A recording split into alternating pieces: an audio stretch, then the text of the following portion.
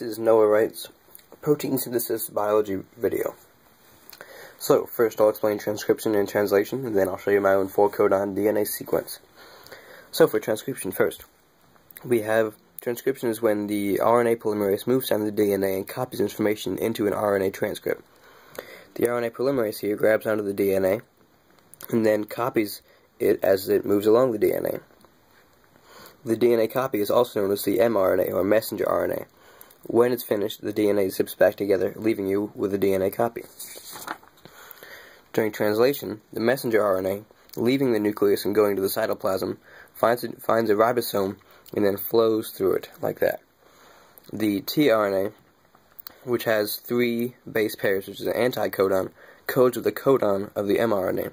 Once it codes right, the amino acid gets dropped off to the forming peptide chain.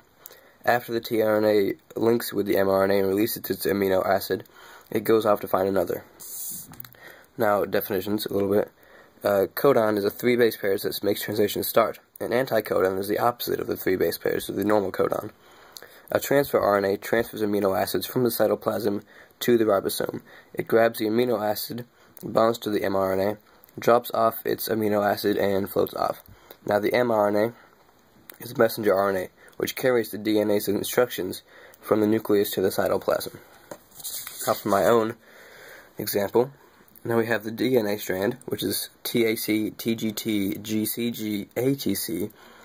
Then that bonds to the mRNA with AUG, ACA, CGC, UAG. We have to remember to use U's instead of T's for mRNA because it's uracil.